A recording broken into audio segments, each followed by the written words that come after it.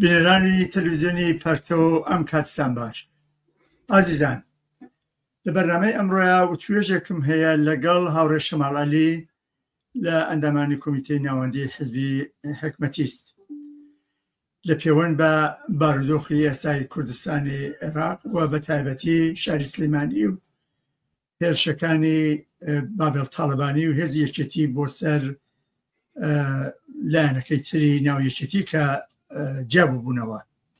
کە بە ناوی هێزی گەل خوان ناساندووە لاهور شێخجەنگی و جەماعەتەکەی. هاوڕێ شەماڵ، زۆر سپاس دەکەم کە بانگهێشتی منت قبول کرد بۆ ئەم وتوێژە. زۆر سپاس بۆ ئێوە. سڵاوم بۆتان، بۆ هاوکارانتان و بۆ بینەرانی ئازیز.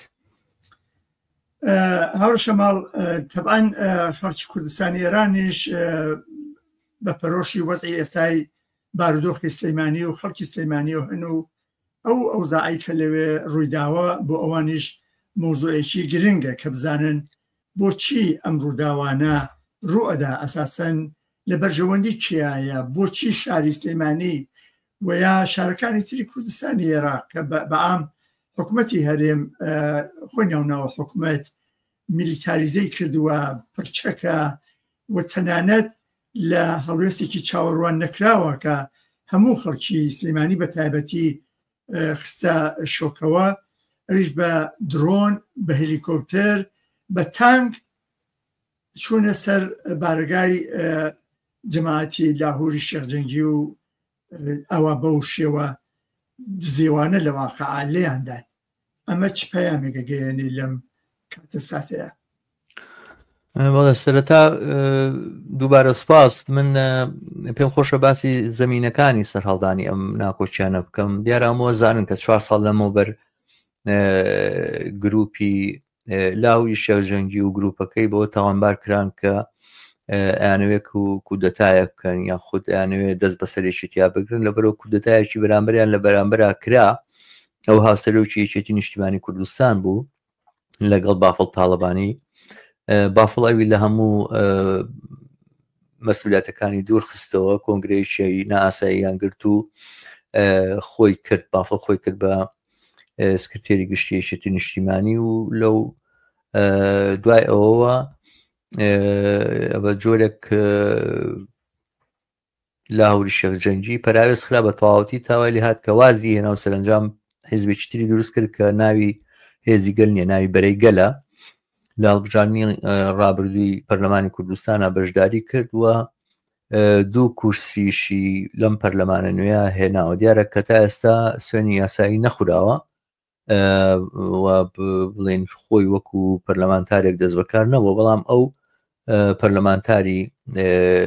کوردستانە ئێستا یاخود یەکێک لە کورسەکانی بەرەیگەلی ئەوە. بەڵام بەرحاڵ ئەمەی کە ڕوویدا لەم کۆتاییە نەتیجەی ئەو تەنگ و چەڵەم و قەیرانە قوڵەیە کە سیستەمی سیاسی لەسەر تاپای ناوچەکەەوە تایبەتی لە عێراق بە شێوەیەکی زۆر تایبەت و دیارە کوردستانیش لەگەڵ ئەوەیە تا دێ قوڵترە بێتەوە، تا دێ تەنگ و چەڵەمەکان ڕێگای چارەسەریان نییە، ڕێگەی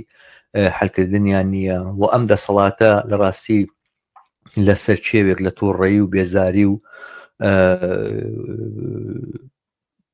بڵین ڕق و چینەی خەڵک دانیشتۆ. بەڕاستی هەر لەحزەیەک ئیمکانی تەقینەوە هەیە، خەڵک گەیشتۆتە ئاستێکە بە تەواوەتی لەم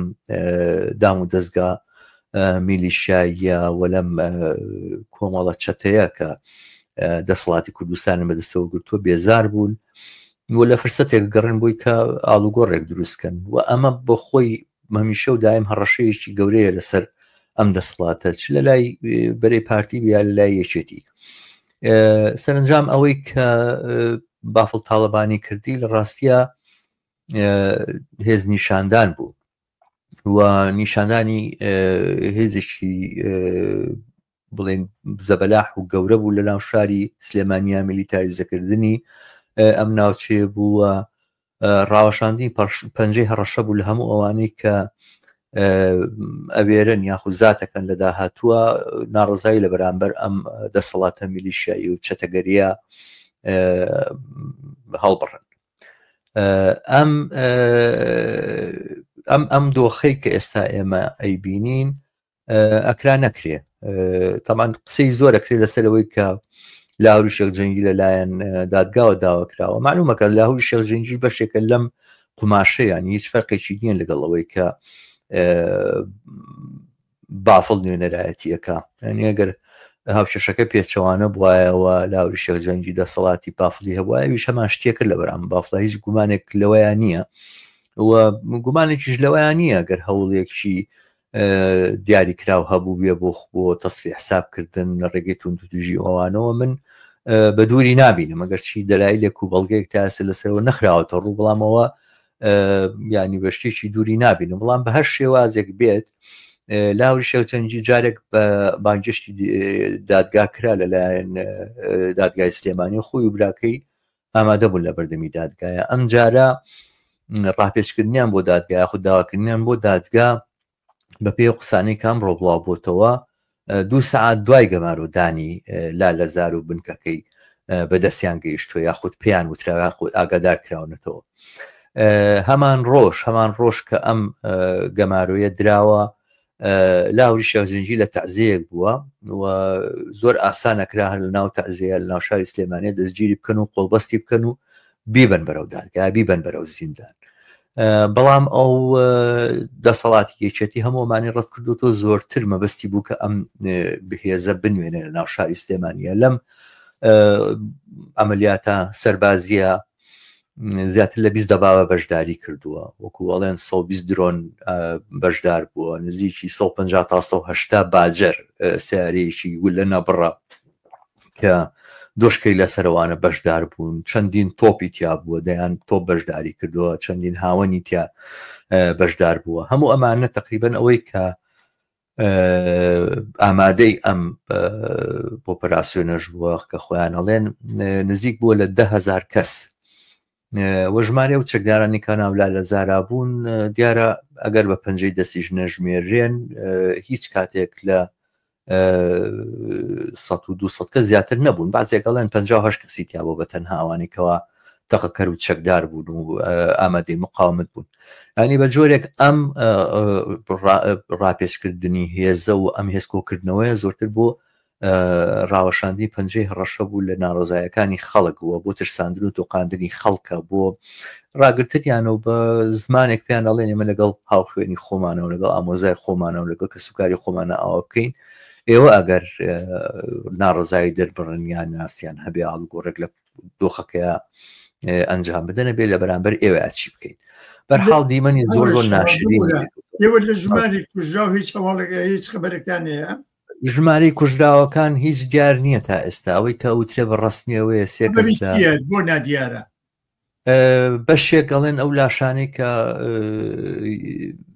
لە مەیدانی شەڕەکە کۆکراونەتەوە لەو ناوچەیە بەشیان سوتاون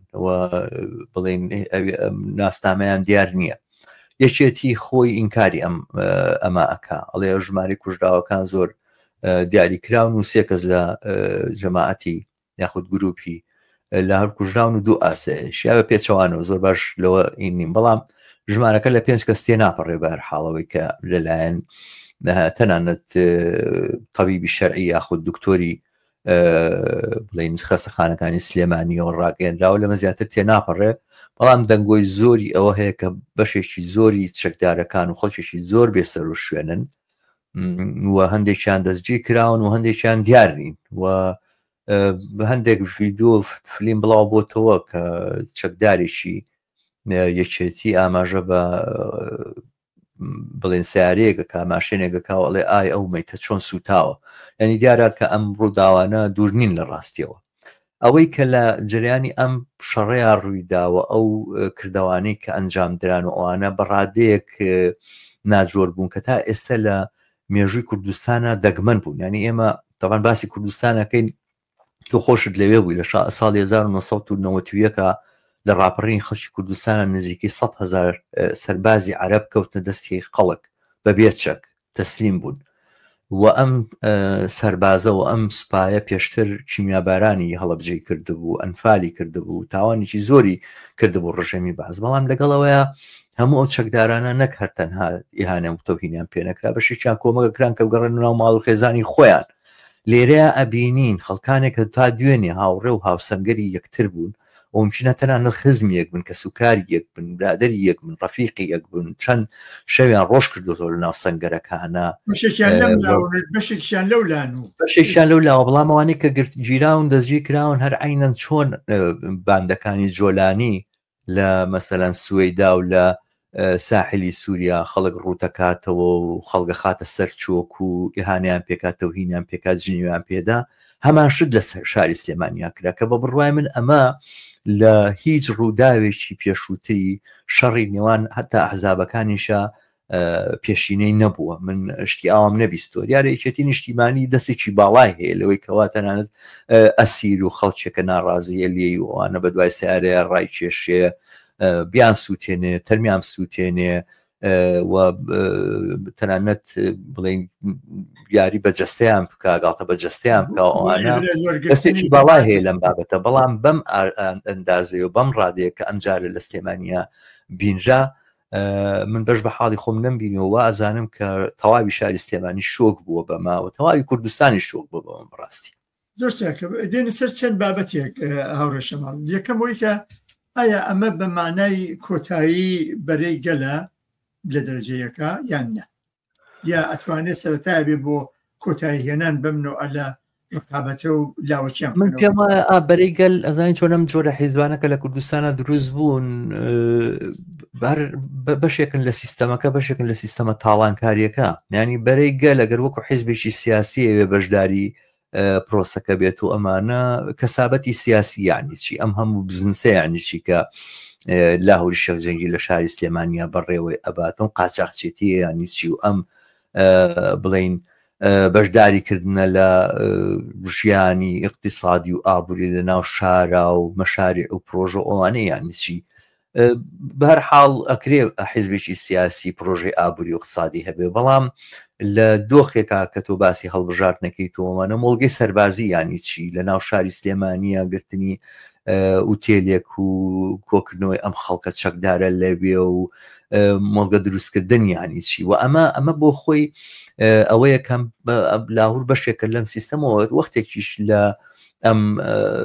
ئیمکاناتی دوور بێتەوە ئەوانە نە ئایدۆلۆژیایەکی هەیە نە تاریخێکی هەیە نە لە ڕووی سیاسی وچ کردیتێکی هەیە گروپی لاهوری شێخجەنگی عسابەی ناو شاری سلێمانی بوون چەتەی ناو شاری سلێمانی بوون هەتا باجیان لەسەر دوکانی لا کۆڵان و شتەکانیش دانا ئەوانە خەڵک لە فێ هێزی ئەسکەری تایبەت بەخۆی بوو هێزی ئەسکەری تایبەت بەخۆی هەبوو زیندانی خۆی هەبوو سجنی خۆی هەبوو و باجی لە خەڵکەسان خەڵکیان ئەفران بە بازرگان ئەگەر ئامادە نەبووە شەریکاتیان لەگەڵا بکە زەرزیانیان پێ ئەگەیان هەڕەشیان لێ ئەکرد هەموو ئەمانە کردەوەی ئەمانە بوو ینی بەرحاڵ ئەو بڵێن یەکێکە لە تاڵانچیەکانی شاری سلێمانی ینی بە تەنها بەم موقعێتە سەربازی کە بوویەتی وەکو هێزی دژە تیرۆر و یاخود ئەو هێزە چەکدارە تایبەتی یەکێتی نیشتیمانی کوردستان بوویەتی لە 15 ساڵی ڕابردووە لە گەنجێکی بڵین زۆر بێبەهرەوە بووە بە سەرمایه‌داریی گەورە لە شاری سلێمانیا بەچی دیارە بەم تاڵانکاریانی بەشێکە لەم سیستەمە شتێک نییە بڵین لە دەرەوەی ئەوە بێ لەبەرەوە حەزفکردنی زۆر ئاسانە و پێم وانییە کە ئایندەیەکی هەبێت زۆر دەنگۆیەوە هەیە کە خەڵکی سلێمانی بەعام بۆ خەڵکی کوردستان لە ماوەی چەند ساڵی ڕابردووە مەعاشیان نەدراوەتێ یا بە چەند مانگجارێ مەعاش دراوە یا نیوە مەعاش دراوە تا ڕادەی ئیهانەکردن و سوکایەتیکردنی چارەکە مەعاشیش تەنانەت ئەم خەڵکیان هێناوە تا ئێستا و یەکی دەنگۆیەوە هەیە کە لاهوری شێخجەنگی چاوەڕوانی ئەوە بۆ کە ڕاپەڕینێک لە خوارەوە دش بەم نەهەمەتیە دش بەم وەزعە نالەبارە بەم ڕاوڕوتە دەست پێ بکرێ و ئەو سوار قەزیەکە بێت وە بیقۆزێتەوە بە قەولیا کودتا بکات ئەمە چە نەسیحەتی هەیە من بە بڕای من ممکنە ئەو خەون و خەیاڵی ئاوای هەبوو بێوانە بەڵام من وازانم دەستە و تاقنی چەکداری لەم بابەتەوە حزاوی لەم بابەتە بۆ خۆیان ڕێگرێکن لە بەردەمەوەی کەوا خەڵک خۆی ڕێکخات و هەوڵ بدا ئاڵ و گۆڕێکی جدی لە ژیانی خۆیان پێک بێنی یان ڕاپەڕین بکە. زانی ئێمە لە کوردستانە و لە عێراقا و لەم ناوچەیە ئەنوا وەشکار ڕاپەڕین مەهبووە کە بە ئەنجامی زۆر پێچەوانە گەیشتووە. لەبەرەوە ئازانم کە خەڵکی کوردستان تاکو و ئەلتەرناتیڤی لەو بابەتانە هەبێ یاخود ئیسلامەکان هەبن کەمتر دەست بۆ ئابن بەڕاستی ڕاپەڕینە کە شەڕێکی سەر و ماڵی لەگەڵ ئەم دەسەڵاتی بکەن زۆرتر هەوڵی ناڕەزای نیشاندان و پاشەش پێکردن بە دەسەڵات و بەدەستێنانی خواستەکانی خۆیانە بتاوەی کە مقدراتی خۆیان بخەنە دەستە و تاقمیکی ئاوەکە هیچی باشتر نییە لە بافڵ تاڵەبانی و وازانم ئەوەی کە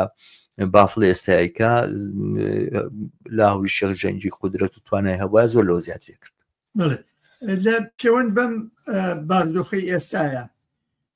دەیان ساڵە لەو کاتەوە کە ئەمانە هاتوونتە سەر حکم یەکەم کەس کۆمونیستەکان بوون کە هاواریان لێبەرز بۆتەوە کە میلیتاریزەکردنی شار و جێگەی نیشتەجێبوونی خەڵک چەند بەزەرەرەوە ئەبێ خۆ بپارێزن و باسی وایە کرۆ کە ئەمە حزابە ئەبێ هێزی ئەسکەریان بەرنە دەرەوەی شارەکان. ئەم ڕووداوەی کە ڕوویدا لە شەوی 21 لەسەر 22 ئابا ئەمەی بە ڕوونی نیشاندا کە بوونی ئەمانە چەند زەرەرە بۆ خەڵک و چ فەزایەکی وەحشەت و ئێرعابیان ئەو شەوە ناوە مەترسیدار بوو. ئەمە دووبارە ناتوانێت مۆزوعی باسی کۆمونیستەکان و خەڵکانی ئازادی خواز بێت کە ئەم لایەنە چەکدارانە بڕۆنە دەر لە شارەکان مەدەنی بکەنەوە کۆمەڵگایان نە. بەرحاڵ حقیقەتێک هەیە لە کوردستانە کۆمونیستەکان بەر لەوەی کە لە سەبارەت بە هێزی چەکداری ناو شارەکان قسە بکەنەوەوانە لە سەرەتای ڕاپەڕینی خەڵکی کوردستان ساڵی 90ەکە لە دۆڕیانێکە خەڵکی کوردستان تووشی هاتبوو لە دوای وەدەرنانی هێزەکانی بەعەز لەو دۆڕیانەیە کۆمونیستەکان و خەڵکی ئازادی خواز بە تەنها کۆمونیستەکانیش نەبوون بەڕاستی توێژێکی فراوان لە خەڵکی مەدەنی و خەڵکی ئازادی خواز لە شارەکانی کوردستانە خواستی وایان بوو کە خەڵک بە مبادرەی خۆی دەسەڵاتی ئایندەی کوردستان بنیاد بنێتەوە لەسەر بنەمای ئەوەی کە چی ئەتوانێ وەڵام بە خواستەکانیان باتەوە چی ئەتوانێ کاروبارە ڕۆژانەیەکانیان پاراستنی سنوورەکانیان پاراستنی ژیانیان ئەوانیان بۆ دابینکاوانە لەسەر ئەو بنەمایە دەسەڵات دووبارە دابڕێژرێتەوە. ئەو لەو دووڕیانەیە ڕێگاکەی تریشی ئەوە بوو کە ئەو ئەحزابانێک کە لە دەرەوە خۆیان سازماندا بوو هەریەکان بۆ خۆیان حکومەتۆکەیەکی پشکۆلە بوون لە شاخ و دادگای خۆیان هەبوو زیندانی خۆیان هەبوو هێزی چەکداریان هەبوو هێزی ئەمنی خۆیان هەبوو هێزی مخابراتی خۆیان هەبوو ئەوانەوە دام و دەستگای بەڕێوەبردننی ئابووری ئەوانەشیان هەبوو ئەعلامیان هەبوو ئەوانە بێنەوە ببن بە دەوڵەت لەسەر ئەنجام پاش ئەوەی کە ئەم هەوڵەی خەڵک بووە وەخود کۆمونیستەکان و ئەو ئەلتەرناتی بە شۆڕژێڕانەیە نەیتوانی بە ئەنجام بگا ئەوەی کەمایەوەی کەوا ڕێگەی بۆ کرایەوە دەسەڵاتی ئەم حزابانە بووە. ئەم شەڕ و پێکدادانەش ئەوە ئێستا لە ناو شاری سلێمانیە بەم جۆرە ڕوئەدا ئەوانە بەڵام دیارە بەم بۆعدەنا بەڵام ڕۆژانی تریش ڕووی داوە. ئێمە لە ساڵەکانی نەوەتەکانە بیرمانە شەڕی یەکێتی لەگەڵ دزوتنەوەی ئیسلامی لە ناو شارە ڕوویدا شەڕی یەکێتی لەگەڵ حسکە بڵێن پارتی لەگەڵ حسکا لە ناو شارە ڕوویدا خۆپیشاندانی پارتیەکان لەلایەن یەکێتەکانە و خەڵتانی خوێن کرا و دواتر شەڕی ناوخۆ لە ساڵی 94 تا 98 درێژەی کێشاوە دەیان سەدان و هەزاران گەنجی کوردستان بوون بە قوربانی ئەم ململانەیە کە سەرنجام بە ئیتیفاقی بینی یەکێتی و پارتی کۆتایی هات و دووبارە 50 دەسەڵاتیان دابش کردەوە لە بینی خۆیانە و هەمان شێوازی بەڕێوەبردننی تاڵانکارانە و مافیانی کوردستانیان بردە پێشەوە. ئەوەی کە خەڵک لە بەرامبەریان ڕاوەسەوە زۆرتر لەوەی کەوا میلیتاریزەکردنی ناوشارەکان بێ ئەساسەن پرسیارەکە ئەوەیە بۆ ئەبێ وەختێکە تۆ لە چوارچێوەی دەوڵەتی عێراقا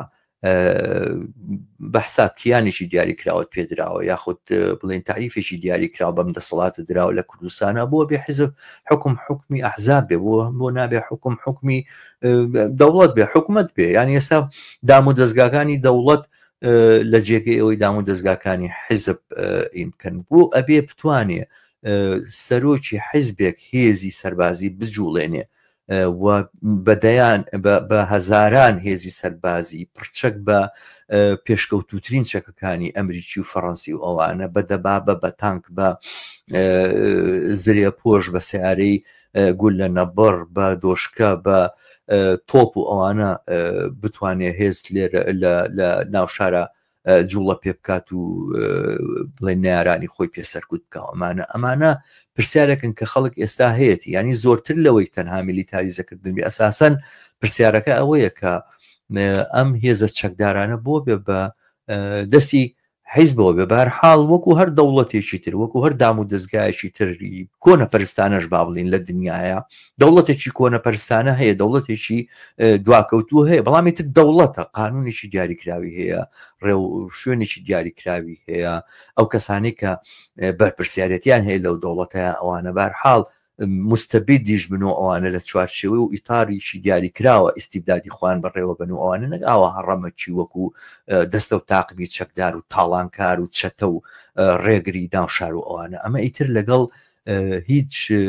بڵین پێودانگێک و هیچ بەهایەکی متەمەدینانی ئەم سەردەمایان نایەتەوە. بەڵام بەداخەوە ئەمەیە ئەو دۆخی کە خەڵک تووشی هاتووە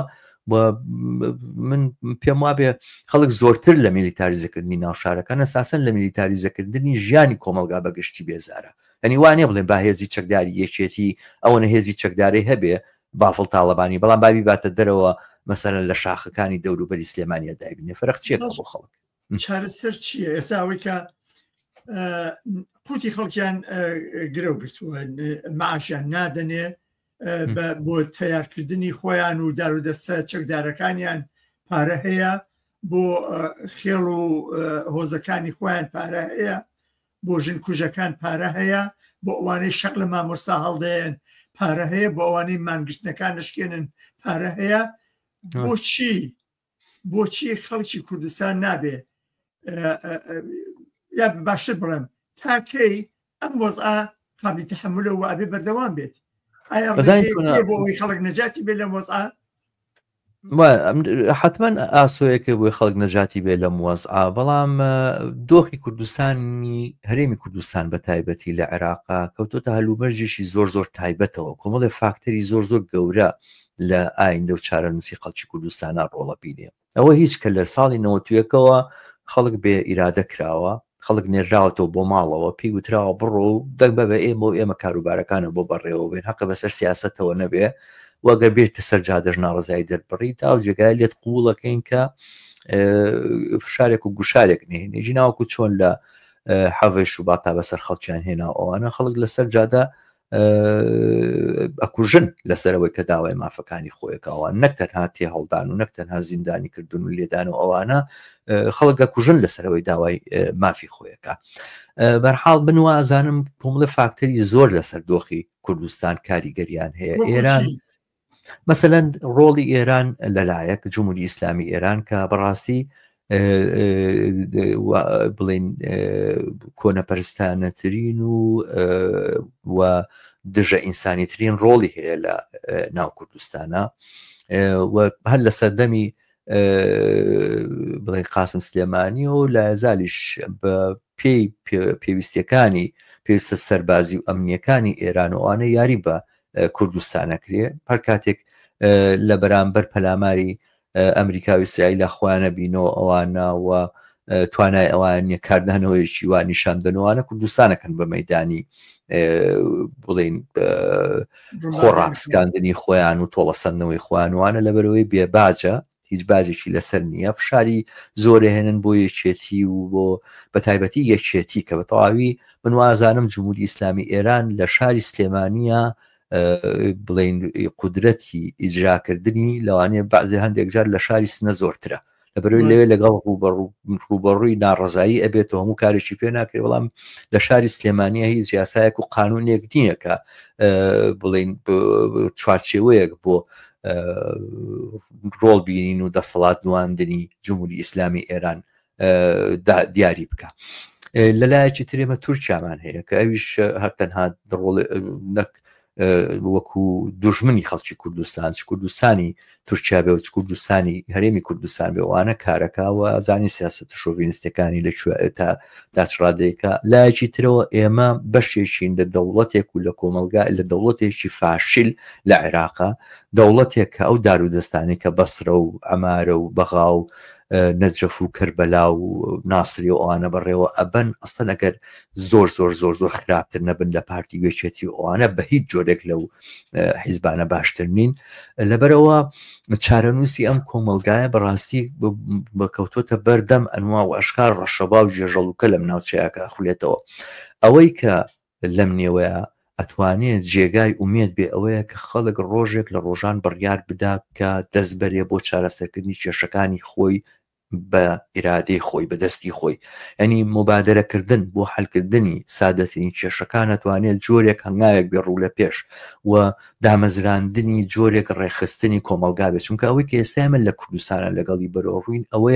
ئەوە نییە کە ئێمە دەوڵەتێکی ئیستیبدادیمان هەیە ئەوەیە ئەساسەن دام و دەستگایەکی یاسای و قانونی نییە تەنانەت ئەترازیشی لە بەرامبەر بکەی پێدوا بێت کە ئێتراز و ناڕەزایەکانت ئەنجامێکی بێ پاشە کشەیەگە کاتوە نێک لە خواستەکانە بۆ جێبەجێ بەڕوون و ئاشکرای لەبەر چاوتا سەرۆت و سامانی ژێر زەوی و سەر زەوی ئەدزێت و بە بەزەقی بەبەر چاوی زەقی خەڵکەوە ئاودیوی ئێران و تورکیا و بە یارمەتی کۆمپانیەکانی ئەمریکا و ئەی نێرێ بۆ ئیسرائیل و بڵین تیجارەت و قاچاقچێتی هەموو شتێکە کات و ئەوانە خەڵکیش بۆ 250,000 خانە نشینی کە کارگەرێکە ممکنە 30 ساڵ کاری کرد بێ لە شاری سلێمانیە خانە نیشەکەی 250,000 دینارە ئەوەی پێڕەوا نابیدن و نایدەنێ و لە بەرامبەر ئەمەشا بەڕاستی ئەم دەسەڵاتە منەتباری هیچ شتێک نییە ینی چونکە دەسەڵاتی کۆمەڵێک چەتە و تفەنگ چییە ئەو نییە دەسەڵاتێک بکەوە ئەتیبارێک و کریدیتێک بۆ خۆی قایل بێتەوەوانە وازانی وەکو بەژوایەک گروپی مافیایی وەکو مەسەلەن بابەتی لەشکری جەنگیز خان هاتون وەکو ڕۆم وەکو تەتەر هاتون ئەم ناوچیان داژی کردووە و ئیتر تاڵانیەکەن تاڵانیکردن بەڕاستی یاسای سەرەکی ئابووری ئەم دەسەڵات و تاقمە دەسەڵاتدارانێ لە کوردستان من وازانم کە دروستکردنی دەسەڵاتێک لە خوارەوە لەلایەن خەڵک خۆیەوە هەنگاوی یەکەمە بۆ ئاڵوگۆڕەکان و بەڕاستی ئەم دۆخە بەبێ شۆڕشش ناچێتە پێشەوە واگەر لە شوێنی تری دنیا پێمان وایە شۆڕشی سیاسیەکە دوای شۆڕشی ئابوووریەکرێ ئەوانە لە کوردستان بەڕاستی هەردووچێوێ بەیەکەوە بڕوە ینی ئەم دەستە و تاقمە هەرە بێ سەمەت و سامانیان لێبسێنیتەوە هەمە بێت چەکیانکەی ئەمە بێبیان خێکتە زیندانەوە و تەواوی و دام و دەستگا سیاسیانی دایان مەزران و هەڵی وەشێنیتەوە بۆی خەڵک ئومێدێکی هەبێ بە لە داهاتوە ڕۆژێکی ڕووناک ببینی پێدوانیە کە ئەم هێزنواندنەی کە شەوی 21/22 ئاب نیشانیاندا لە خۆیان ئەمە زۆرتر هەڕەشەی لە خەڵک نەک لە هاخوێنەکانی خۆیان بۆ مسوەگەرکردنی داهاتوی خۆیان و تەزمینێکی زیاتر بۆەوەی کە توول عمریان درێژتر بێت بابلپات تاڵبانی و معلومە مەسەلەکەش زۆر پەیوەندی بەم هەڵبژاردنەی تازەوە هەیە لەم مانگی نۆڤەمبەرە هەڵبژاردننی عێراق ئەکرێەوە لەم هەڵبژاردنەیە ئەمە ئەحزابانەیان توانی بەشێک لە کورسەکانی یەکێتی برن ئەو لە بەرامبەر پارتیا لە موقعیتێکی لاوازە قەرار بگرێ چونکە بە هەر حاڵ لە هەڵبژاردنەکانی کوردستانە سەرباری ئەم هات و هاوار و ئەی گۆڕین و وای لێکەی نوێ ڕوخێنین و لە بەرامبەر پارتیا خۆیان جیف کردەوە و خۆی مەسەلە نەهاتووە چوو سەرباری ئەو شتەی بەدەست نهێناکە پێی وا بوو کاتوانێت بەدەستی بێنێ بەشیش باش پرسیارێکەوەی کە حتا بۆ بەجێهێنانی دڵی خەڵک بۆەوەی کە لانی کەم دەنگی پێ بدەنەوە لەم مانگی 11 کە باسەکەی هەڵبژاردنە کرێ جایتر چەند هاکەزاییە لە ئێمە ڕوونە چییە ئایا بۆ ئەوەی کە دڵی خەڵکیش بەجێبێنێ ناکرا دەست نەبا بۆ ئەم نەوعە لە میلیتاریزمە و بەم شێوە دڕندانەیە مەسەلەکە لەوە تێپەڕیوە بەرحاڵ بەدەستێنانەوەی دڵی خەڵک بۆ چییە سەوە کۆمەڵێک شعاراتیان هەبوو لە بەرامبەر پارتیا کردیانەوەوانە لە هەڵبژاردننی عێراقا ئەڵێن چی ئەوان لەگەڵ عێراقا یاخود لە هەڵبژاردننی عێراقا کە ڕۆن بەشداریەکەن وانە لەوێ بەنیازی چین ئەوان باشترین ڕەوابط و پەیوەندیان هەیە لەگەڵ عەسایبی ئەهلی حەق و ئەم مەجموع و گروپ و دەستە تاقمانەی حەشدی شعبی پێویستیان بە دەنگی جەماوەری خەڵکی سلێمانی نییە یا ئەزای چۆن هەڵبژاردن لە کوردستانە نمایشێکی زۆر زۆر زۆر زۆر ناشرین و زۆر بێتام بووە بەڕاستی ینی ئاخر هەڵبژاردن بن و ئازانم بە پێی ئەساتە ڕسمیەکانەوەی کە بڵێن ژمارە ڕاستەقینەکان لە چارێکی خەڵک زیاتر بەشداری نەکردو لە هەڵبژاردنە بەڵام لەگەڵەوەیە هەموو کاروبارەکانی هێنا ئەنی هەڵبژاردن نمایشێکە خۆسە لە دنیاە سەر تاسەری دنیاە بۆ بە نمایشێکی بێلەزەت و بێتام و ئەوانە و مەجموعەیەک ناوەندی دەرەوەی ئەوەی کە پێوتە دیموکراتی ئەوانە ئەتوان بڕیار بدەن کە نەتایجی هەڵبژاردنەکان چیە بێ لە شوێنێکی وەکو سلێمانیە کە قوت و هەموو ئایندە و هەموو بڵین ئەوەی کە خەڵک پێویستی پێەتی لە دەستە و تاقمێکای ئەوانە هەڵبژاردن چمانایە چێ بێ بڕای من ئەو ڕێگایی کە چاوبەز لە خەڵک بکەن و خەڵک خەڵەتێن و ئەوانە ناگرێکە چی من هەر بۆ نوکتەژەوە ئەوە ژێشێکە لە نوکتەکانی ئەم ڕۆژانە سبەینە 27 مانگە کۆنگرەی کۆنفرانسی سۆشیال دیموکراتی ناوچەکە بەڕێوازێ لە شاری سلێمانی کەم کۆنفرانسە نەکتەنها بڵێن ئەحسابە کوردەکان کەەوە ئازانم سازمانی زەحمەتکێشانی عەبی موتەدیوان دووبارە بەشداری تیاکەنەوەکو پێشووتر بەشداریان کردو ئەوانە گوایە نوێنەری تەنانەت ڕۆژاواوە بڵێن خۆسەری دیموکراتی یاخود ئەوەی کە بڵێ کوردستانی سووریایە ساڵح موسلیم لەوێ یاوە مەجموعەیە خەڵکی تر هاتوون کۆنفرانسی سۆشیال دیموکرات لە شاری سلێمانی بەڕێوە ئەچێ کامەیتر بۆ خۆی حتمان بابڵ تاڵەبانیش افتتاحیەکەات بێکومارە پێوت افتتاحی کات و کە پاڵەوانی سۆشیال دیموکراتی کوردستانی در بافڵ تاڵەبانیە بەڕاستی ئەمە ئەو نوکتانان کە ئێمە یاخود ئەو بڵێن کۆمیدیا بێتام و تاڵانن کە ئێمە لە کوردستانی عێراقا لەگەڵی بەرەوە جێگەی داخ هەڵشەماڵ پرسیاری ئەخێرمەوەیە کە لەسەر ئەم وەزعایە کێسا هاتوتە پێشەوە ئەم هێزنەوەاندنە ئەم نیشاندانی درڕندەیی لە خۆکە لەواقع نەک تەنها بەهێزکردنی جەماعەتی لاهور شێخجەنگی بەڵکو ئەمە هێزنەوەاندن لە ئاسی خەڵکە لە ئاسی خەڵکی سێکولار و مەدەنیە لە ئاسی خەڵکی کرێکار و زەحمەتکێشە بۆ هاتنە دەرەوە لەوە چییە ڕێگە چارە چییە ئایا خەڵک ئەتوانێ هەتا سەر ملدانەوێنێ بۆ ئەم وەزعای یان نا ئەتوانێ ئایندەیەکی ڕووناک بۆ خۆی و بۆنەوەکانی داهاتووی بەدیبێنێ بەرحاڵ هیچ کاتێک بێومێدی ناتوانێت بڵێن ئۆپشنێک بێ یاخود هەڵبژاردنێک و انتخابێک بەکەمە بیکەین لە لومەرجی سیاسیە بەڵام حقەتەکەی ئەوەیە ئەم جۆرە کارانە کاردانەوەکانیشی بۆ لە کورتماوەیە ممکنە باش نەبێ یا ئەوە تا ترسە یاوە تا تۆقااندنە یاوە تا خەڵگە تۆقیوی تر ناوێت تەنان باسی هیچ شتێ بکەم و لەگەڵ ئامۆزاکەی خۆی ئاوای کرە گەرێمە چی نەبێت چیمان لێ بکە یا ئەوە تا بڵین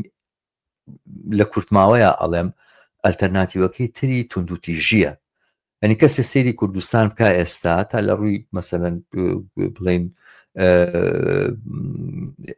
سۆسیۆلۆجیەوە تۆ لێکدانەوەی لەسەر بکەی لە کوردستانە ئەوانە ڕقێکی زۆر زۆر گەورە و پەنخواردی لە کوردستانە ئەبینی ینی دکتۆرێکە پەلاماری خێزانەکەی خۆیە بە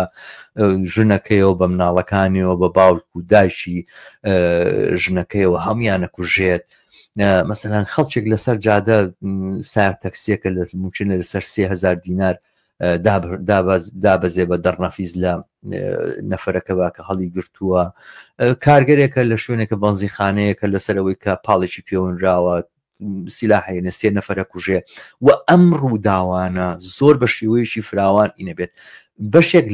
لە کاردانەوەی ئەم جۆرە کارانی دەسەڵات و ئەوانە